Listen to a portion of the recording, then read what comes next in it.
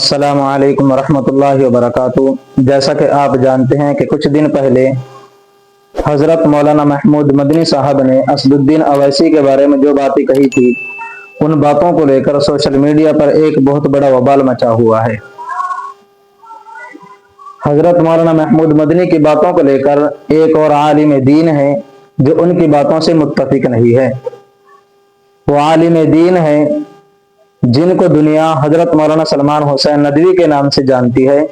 आइए वीडियो शुरू करते हैं कि हजरत मौलाना सलमान हुसैन नदवी ने क्या कहा है।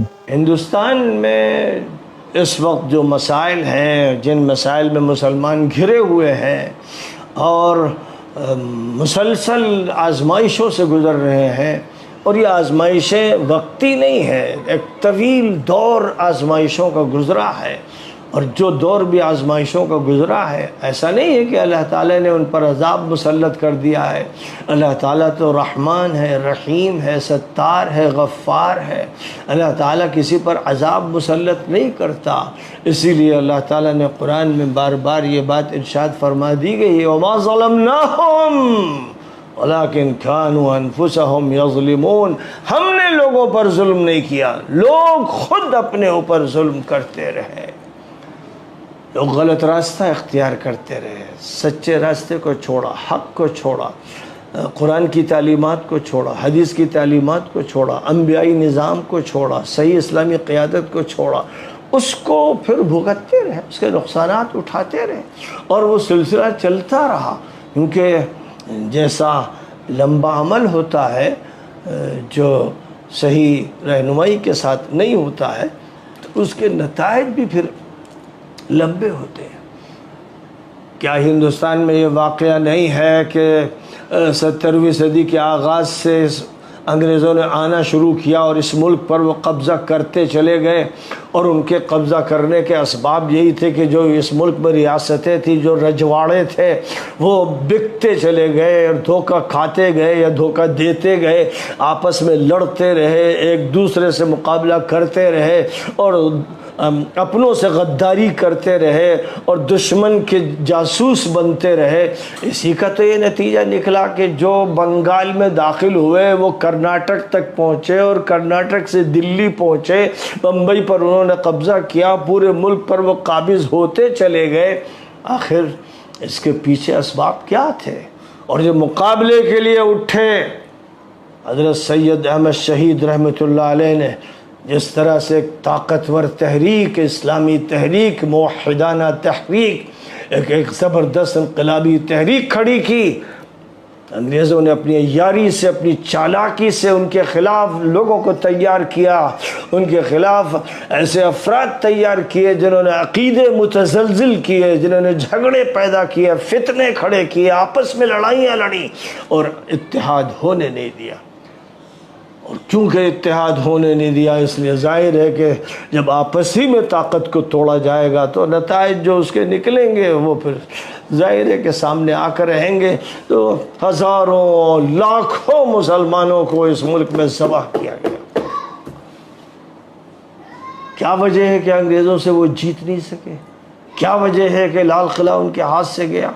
क्या वजह है कि पूरा मुल्क धीरे धीरे उनसे छिनता चला गया? क्या अल्लाह जुल्म कर रहा था? क्या अल्लाह उनको मौका नहीं दे रहा था? क्या रास्ता उनके सामने नबी आखिरुज़्ज़मा अलैहिस्सलातु वस्सलाम का और उनके सहाबा का वाज़े नहीं था? क्या ऐसा नहीं हुआ कि उन्होंने वो अंबियाई तरीक़ाकार छोड़ा और दूसरा रास्ता इख्तियार किया? क्या उन्होंने खुद अपने ऊपर जुल्म नहीं किया? जाहिर है कि जो उठे अल्लाह को के दीन को लेकर, उनकी मुखालफत की, जैसे बनी इसराइल ने हज़रत मूसा और हज़रत हारून की मुखालफत की थी, जिसके नतीजे में 40 साल तक अल्लाह ने उन्हें महरूम कर दिया था। यहाँ पर भी मुस्लिहीन और मुजद्दिदीन की मुखालफत की, अवाम ने की, उनके झूठे खवास ने की, मक्कार मौलवियों ने की, मक्कार मशाइख ने की। उन्होंने मुखालफतें करके ताकत तोड़ के रख दी। तो अगर उनसे अल्लाह ने कुरान पाक में कहा था कि 40 साल तक महरूमी तुम पर लिख दी गई है, तो यहाँ यहाँ शायद ये कह दिया गया 1857 से कह दिया गया कि महरूमी तुम पर लिख दी गई है, और ये महरूमी सिर्फ 90 साल की नहीं है कि 1857 से लेकर 1947 तक तुम पर यह महरूमी मुसल्लत रहेगी। इसके बाद भी ऐसा दौर तुम पर मुसल्लत किया जाएगा कि तुम पुराने दौर को याद करते रहोगे। फिर मज़ीद 70 साल 75 साल गुजरेंगे, इस तरह वो 90 साल गुजरेंगे, फिर वो 100 होंगे और 160 साल होंगे, 150 साल होंगे या 200 साल होंगे। अल्लाह ही जानता है क्या महरूमियाँ थीं, क्या गलत फैसले थे जिनके नताइज सामने आते चले गए और वो आते चले जा रहे हैं। ऐसा लगता है कि सिलसिला ख़त्म होने का नाम नहीं लेता। जो अहले हक़ खड़े हुए थे 1935 में खड़े हुए थे मलऊन इसराइलियों का मुकाबला करने के लिए, 48 में खड़े हुए थे, जो 50 में 52 में खड़े हुए थे, उनकी मुखालफत करने वाले कौन थे? मिस्र के हुक्काम थे, जज़ीरतुल अरब के हुक्काम थे, जॉर्डन के हुक्काम थे और सीरिया के हुक्काम थे।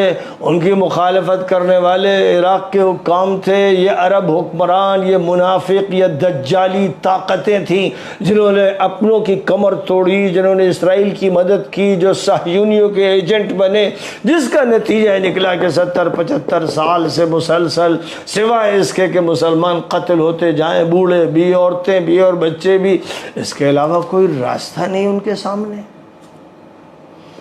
बहरहाल बस छोटी छोटी बातें होती हैं। एक तूफान उठा हुआ है मौलाना महमूद मदनी के खिलाफ। मैं आज से नहीं 25-30 साल से मुसलसल कह रहा हूँ, जब जमीयतुल उलमा की तरफ से एक सियासी पार्टी कायम की जा रही थी, उसका ऐलान किया गया था 10 लाख इंसानों के सामने रामलीला ग्राउंड में कि जिसकी क़यादत ज़ाहिर है कि इस्लाम के हाथ में होगी और उसमें तमाम मज़लूमों को साथ लिया जाएगा। जब ये बात हुई थी तो पूरी ताकत के साथ हम सब ने उसकी मदद की थी, उसकी तायीद का ऐलान किया था, लेकिन फिर पूरी मिल्लत को धोखा दिया। उस क़यादत ने पूरी मिल्लत को धोखा दिया, पूरी मिल्लत के साथ गद्दारी की। जो फैसला 10 लाख इंसानों के सामने किया गया, उस फैसले को छुपा दिया गया, दबा दिया गया, मिटा दिया गया। ज़ाहिर है कि जमीयतुल उलमा का जहाँ तक ताल्लुक़ है, बड़ों ने उसका क़याम अमल में इसलिए लाया था कि उसके ज़रिए से उलमा की, यानी नबी पाक अलैहिस्सलातु वस्सलाम के वारिसीन की क़यादत इस मुल्क को फराहम की जाए। और तय किया गया था कि मौलाना अबुल कलाम आज़ाद को ही सही अमीरुल हिंद बना दिया जाए। और हज़रत शेखुल हिंद मौलाना महमूद हसन देवबंदी हाजिर थे कि मैं बीमार हूँ, चारपाई पर मुझे लेके चलो, मैं अबुल कलाम से पहले बैत करूँगा और अमीरुल हिंद उसको मानूँगा। ज़ाहिर है कि अगर यह बात मान ली जाती, यानी एक अमीरुल हिंद होता जो इस्लामी निज़ाम की जद्दोजहद करता, उसकी फ़िक्र करता। बात थी ये 1919 की बात, उस वक्त की थी जब मुल्क की आज़ादी में अभी तवील अरसा बाकी था और क़यादत थी उस वक्त मिल्लत के हाथ में। लेकिन अफसोस कि वो लोग थे जो इसी तंजीम से जुड़े हुए थे, जो वही लोग थे जिन्होंने इत्तिफाक नहीं होने दिया। और फिर आगे चलकर भी कभी भी मिल्ली मसाइल पर इत्तिफाक पैदा होने नहीं दिया गया। जब भी कोई मसला उठाओ, मजलिस मुशावरत की तरफ से उठाओ या किसी और तंजीम की तरफ से, तो डंडी मारने वाली वो तंजीम जो ये चाहती थी कि अपने हाथ में बागडोर रखे और उसके बाद सारे मुसलमानों को रुकू और सजदे की हालत में रखे कि वो गांधी जी को सजदा करें और नेहरू के तलवे चाटें, जिस तंजीम ने ये किया, उस तंजीम को आज नहीं तो कल सज़ा मिलनी है। हज़रत सैयद अहमद शहीद रहमतुल्लाह अलैह की इस्लामी क़यादत को जिस तरह से आगे बढ़ाना था, अफसोस कि आगे बढ़कर उलमा के नाम पर क़यादत सौंपी गई एक चालाक और खुर्राट बुढ़े को जो शिर्क में मुलव्वस था। उसको कायद बना गया, वो शेखुल मशाइख बना, गांधी शेखुल मशाइख बना। जो शेखुल हदीस और शेखुल तफसीर और शेखुल फ़िक़ह थे अपने अपने मदारिस के, उनका शेखुल मशाइख, उनका पीर पीरा गांधी था। जाहिर है कि उससे क़यादत मुंतकिल हुई पंत और पटेल और नेहरू को। ये वो लोग जो अंदर से आरएसएस के थे और कुफ्र मिल्लतुन वाहिदा के तर्जुमान थे, उनकी मातहती कबूल की गई। जाहिर है कि ये वो रास्ता है जिसका कुरान से कोई ताल्लुक़ नहीं था, ये वो रास्ता है जिसका अंबिया से कोई ताल्लुक़ नहीं, ये वो रास्ता है जिसका नबी आखिरुज़्ज़मा सल्लल्लाहु अलैहि वसल्लम से कोई ताल्लुक़ नहीं। ये वो रास्ता है जो शिर्क की तरफ ले जाता है, कुफ्र की तरफ ले जाता है, उनकी बालादस्ती की तरफ ले जाता है और ईमान के सोते खुश्क करता चला जाता है। मदरसों की गर्म बाजारियाँ रहती हैं, काल अल्लाह और काल रसूल के नारे होते हैं, खानकाहें भी चलती हैं, बैत के सिलसिले भी चलते हैं, लेकिन इस्लाम की बालादस्ती ख़त्म हो जाती है। व अंतुमुल अअलौना इन कुंतुम मुमिनीन, आयत करीमा नऊज़ु बिल्लाह मनसूख हो जाती है। ये वो गलत तरीक़ेकार था। याद रखें कि जब नबी पाक अलैहिस्सलाम की बात आ जाए और कुरान की बात आ जाए और सरीह आ जाए, उसके बाद कोई ये कहे कि बुज़ुर्गों की ख़ता नहीं पकड़नी चाहिए, ख़ता है बुज़ुर्गों गिरफ्तन ख़ता, हज़रत के ख़िलाफ़ बात कर रहे हैं, मौलाना के ख़िलाफ़ कर रहे हैं। जो लोग ये बात करें वो इस दौर के इसराइली अहबार और रुहबान और मुजरिम और ख़ताकार, इस्लाम में तहरीफ करने वाले लोग। सबको रुजू करना है अल्लाह की तरफ, सबको रुजू करना है नबी पाक अलैहिस्सलातु वस्सलाम की तरफ, सबको रुजू करना है किताबुल्लाह और सुन्नत रसूलुल्लाह की तरफ। बात हक कहना है, कितनी कड़वी क्यों ना हो। कुरानी और हदीसी दलाइल की बुनियाद पर बात कहना है, जो दलाइल तस्लीम किए जाते हैं मुहद्दिसीन और मुहक्किकीन के नज़दीक। बहरहाल मेरे नज़दीक जमीयत की जो बुनियादें उठाई गईं, ख़ास तौर पर बाद के दौर में हज़रत शेखुल हिंद के बाद का जो दौर आता रहा, उसमें आप यूँ कहें कि इसको सेकुलराइज़ किया गया। इसीलिए ज़बानों पर बार बार ये रहता है कि हमें तो सेकुलरिज़म चाहिए और डेमोक्रेसी चाहिए और फलाना चाहिए। ये लफ्ज़ वो लोग बोलते हैं कि जिनकी ज़बान क़ाल अल्लाह और क़ाल रसूल भी कहती रहती हैं, और साथ साथ वो कहते हैं हमें लादीनियत चाहिए, हमें आवाम की जो हमको आवाम की हुकूमत चाहिए, अल्लाह की नहीं चाहिए, रसूलुल्लाह की नहीं चाहिए, डेमोक्रेसी चाहिए। ये बोलते रहते हैं, वो इसको दोहराते रहते हैं और इसको अक्लमंदी समझते हैं और हिकमत समझते हैं। ज़ाहिर है कि शैतानी हिकमत है, अंबियाई हिकमत नहीं है, ये कुरानी हिकमत नहीं है। उसी के नताइज हैं जो निकले। 30,000 फसादात हुए उनके दौर में, जिनके शेखुल मशाइख की पूजा पाठ करती रही जमीयतुल उलमा। न गांधी जी को तो मार दिया जिन्होंने मारा, फिर नेहरू जी का दौर, इंदिरा गांधी का दौर, और बाद के अदवार में मुल्क में गाजर मूली की तरह मुसलमान काटे गए। पूरे मुल्क में फसादात होते ही रहे। वो मुसलमानों का तशख़्ख़ुस मिटाया गया, उनके इदारों का तशख़्ख़ुस मिटाया गया। मुस्लिम फैसला बोर्ड इसीलिए कायम किया गया था कि शरीयत का ख़ात्मा करने के फ़ैसले कर लिए गए थे, जो तहफ़्फ़ुज़ के लिए एक तंजीम कायम कर दी गई। ये सब कुछ उस दौर में हुआ जिस दौर में जमीयतुल उलमा कांग्रेस का ज़मीमा बनी हुई, उसकी खादिम, उसकी नौकर, उसकी चाकर, उसकी चापलूस बनी हुई थी। और ये सबक क्योंकि मुसलसल पढ़ा गया, इसलिए ज़ाहिर है कि इख्तियार में जो भी होगा, जो भी हुक्मरान होगा, फिर उसकी ताबेदारी इख्तियार की जाएगी। इसलिए धीरे धीरे देखा गया कि प्लेटफॉर्म बदला जा रहा है और मुल्की प्लेटफॉर्म से मुंतकिल होकर यूपी के प्लेटफॉर्म में कभी मुलायम सिंह को पकड़ा जा रहा है, कहीं मायावती को पकड़ा जा रहा है। दोबारा फिर ऐसा लगा कि अब मुल्की सतह पर अब राहुल को लिया जाए, वो वारिस हैं, नेहरू के वारिस हैं, गांधी के वारिस हैं, तो उनका दामन फिर से थाम लिया जाए। ये जिन लोगों का रवैया है, और उसी के साथ साथ जो ज़्यादा ज़हीन है, ज़्यादा समझदार हैं, वो ये जानते हैं कि इक़्तिदार उनके हाथ में आने वाला नहीं है, इसलिए वो ये सोचते हैं कि आरएसएस से ताल्लुक़ात कायम करने चाहिए, बीजेपी से ताल्लुक़ात बेहतर बनाने चाहिए।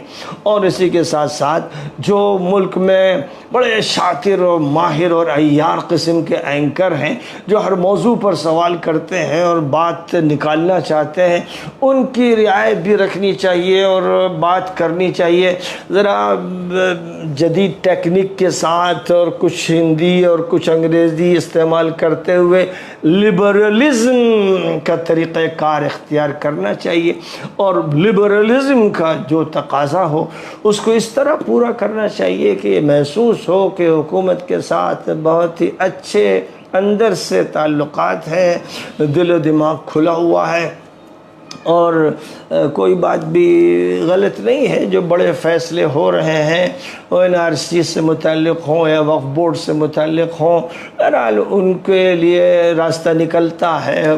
ज़रूरत है हिकमत और दानिशमंदी और लिबरलिज़म की, कि जिसमें इसका ख़याल हो कि भाई सबको हुकूक दिए जा रहे हैं, और जो बात खुलकर करता है, साफ़ करता है, कानूनी अंदाज़ इख्तियार करता है, और जिसको कानून पर गिरफ्त है, उसकी नज़र भी है और हालात से भी वाकिफ़ है और इस्लाम को भी जानता है, और मजबूती के साथ उसका कलमा पढ़ता है और उसकी ज़िंदगी इख्तियार करता है, उस पर भी चोट लगाई जाए क्योंकि वो ज़्यादा बात सख्त करता है, तो ये कहा जाए कि ये सख्त बात जो कर रहा है दर हकीकत ये भी दर पर्दा उन्हीं का एजेंट है कि जो मुसलमानों के दुश्मन हैं। ये जो तर्ज़ और रवैया है इसका कोई जवाज़ नहीं है।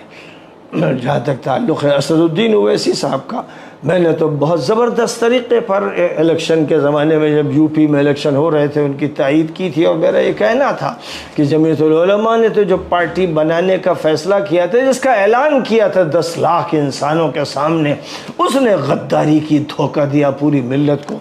अब अगर कोई नहीं है तुम्हारे पास कायद, मेरा बार बार कहना था कि मौलाना अरशद साहब से कि अल्लाह ने आपको इज़्ज़त दी है, इल्म दिया है, नाम दिया है, माजी दिया है, आप मुसलमानों की सियासी क़ियादत संभालें। मौलाना हमेशा ये फरमाते रहे कि भाई मेरा तो सियासत से कुछ लेना देना नहीं। दूसरे साहब जो हैं जो चचा से लड़ते रहे थे और सब कुछ उनसे छीन लेना चाहते थे, वो ये बताना चाहते हैं कि वो सियासत की गोद में पले हैं, उसके हर राज को समझते हैं, उसकी गहराइयों में उतरे हुए हैं, उसके समंदर की गव्वासी करते हैं। इस पोजीशन में तो नहीं है कि इलेक्शन में खड़े हो सकें और जीत सकें, लेकिन इस पोजीशन में ज़रूर है कि सियासत का खेल खेलें और सियासत की बातें करें, और अच्छे अच्छे सियासी जहन रखने वाले एंकरों को भी गच्चा दे दें। वो इस भूल में है, और इस भूल में वो अपनों ही पर वार कर देते हैं। मेरे कहना है, तमाम मुसलमानों से कहना है कि मिलकर अपनी क़यादत तैयार करो, और उसके बाद जितने भी मज़लूम हों, जितने भी कमज़ोर हों, जितने भी पसमानदा हों, सबको साथ लो, इज़्ज़त दो। जो उनकी इज़्ज़त उनकी कौम में है वो इज़्ज़त उनको अता करो, और आपस में मिलो, हक़ के लिए लड़ाई लड़ो, और जुल्म के ख़िलाफ़ खड़े हो, और हर मज़लूम की मदद के लिए तैयार रहो। सिर्फ अपनी कौम को न देखो बल्कि सब पर निगाह रखो। ये काम तुम्हारा था, इंसानियत का सबक तुम्हें दिया गया था, पूरी मिल्लत, और मिल्लत नहीं पूरी इंसानियत की ज़िम्मेदारी तुम्हें सौंपी गई थी। इसलिए बहरहाल मेरा तो ये कहना है कि जमीयत के जो ज़िम्मेदार बने हैं, बराए करम वो इस्तीफ़ा दे दें और वो किसी और को क़यादत सौंप दें जो बात पूरी सही कह सकें, जम के कह सकें, अल्लाह की तर्जुमानी कर सकें, नबी की तर्जुमानी कर सकें, जो ऐसी बात कर सकें उनके हवाले कर दें, और ख़ुद अब फ़िक्र करें अपनी आखिरत की, अपनी क़ब्र की फ़िक्र करें। बहुत दिन हो गई, सियासत बहुत दिन हो गई, क़यादत, और ये क़यादत अब चलने वाली नहीं है। एक नई क़यादत की मिल्लत को ज़रूरत है, और ज़रूरत है कि वो बात की जाए जो बहरहाल कुरान की और सुन्नत की तराजू पर पूरी उतरती हो। मौलाना सज्जाद साहब से मैंने कहा था कि आगे बढ़िए और आगे बढ़कर और नौजवानों की एक टीम तैयार कीजिए और पूरी इंसानियत को सामने रखते हुए, पूरे मुल्क को सामने रखते हुए बात को लोगों के सामने पेश कीजिए और इकट्ठा कीजिए, और वो बात कहिए जो हक़ पर मबनी हो, सच्चाई हो, जिस सच्चाई को मानना पड़े, सबको मानना पड़े कि बात सच है। ये आसमानी किताबों की बुनियाद पर भी बात की जाए, मज़ाहिब की बुनियाद पर भी बात की जाए, और फिर इंसानियत की बुनियाद पर बात की जाए। ज़रूरत है कि अभी कबल इसके कि वक्त हाथ से निकल जाए, सर जोड़ कर सब बैठे। और मौलाना महमूद साहब से मुझे कहना है कि बहुत सी सलाहियतें अल्लाह ने आपको दी हैं, आप तालीम पर ज़्यादा तवज्जो दें, और जो भी अफराद हैं उन अफराद को तैयार करके एक नई क़यादत को मुल्क में सामने लाएं, जो मसाइल को, मिल्लत के मसाइल को समझे और कुरान और सुन्नत का सही फ़हम रखे और उस फ़हम की बुनियाद पर बात करें। असदुद्दीन ओवैसी साहब से मुसलसल मैंने अपनी मुलाकातों में यह कहा कि आप पूरी मिल्लत को सामने रखकर क़यादत का काम कीजिए, और साथ साथ जितने कमज़ोर तबक़ात हैं उनको जोड़िए, उनके पास पहुँचिए, काफ़िले लेकर पहुँचिए, घर घर पहुँचिए, दर दर पहुँचिए, और बात वो कहिए कि जिससे जहनों को भी अपील किया जाए और दिलों को भी मुहा जाए, और नबी आखिरुज़्ज़मा हज़रत मोहम्मद मुस्तफ़ा सल्लल्लाहु अलैहि वसल्लम की सुन्नतों का इत्तिबा कीजिए, एक एक सुन्नत इख्तियार कीजिए, अखलाक की भी और मुआशरत की भी और इबादत की भी, और हर पहलू से जब उनको इख्तियार करेंगे तो सही माना में क़यादत होगी। बहरहाल जो भी कायदीन मुसलमानों के अभी मौजूद हैं उनमें सबसे बेहतर असदुद्दीन ओवैसी हैं। अल्लाह ताला उनको और बेहतर ज़बान भी अता करे और सुन्नत का ज़्यादा इत्तिबा नसीब फ़रमाए और पूरी मिल्लत की तर्जुमानी की तौफ़ीक़ अता फ़रमाए, और तमाम लोगों को बदगुमानियों से महफूज फरमाए। दिल खोल कर लोग बात करें, आपस में मिलजुल के बैठें, फिर क़िवारियत का ख़ात्मा करें और इधर उधर इल्ज़ाम तराशियों का ख़ात्मा करें, और बिलखुसूस फ़तवे बाजियों का ख़ात्मा करें। पूरा पाकिस्तान झुलस रहा है फ़तवे बाजियों के चक्कर में, एक से एक बदमाश मौलवी वहाँ पल रहे हैं और एक से एक बदमाश अमरीका के कुत्ते वहाँ फ़ौज में हैं और अदालत में हैं और इलेक्शन कमीशन के अंदर और इसी तरह मुख्तलिफ़ इदारों में है। तो बस ऐसा लगता है कि इस मिल्लत का आखिरी दौर है और हर जगह इस बिगाड़ ही असल है, और नेकियों को और हकीकतों और सच्चाइयों को कबूल करने के लिए तैयार नहीं। व आखिरु दावाना अनिल हम्दुलिल्लाहि रब्बिल आलमीन।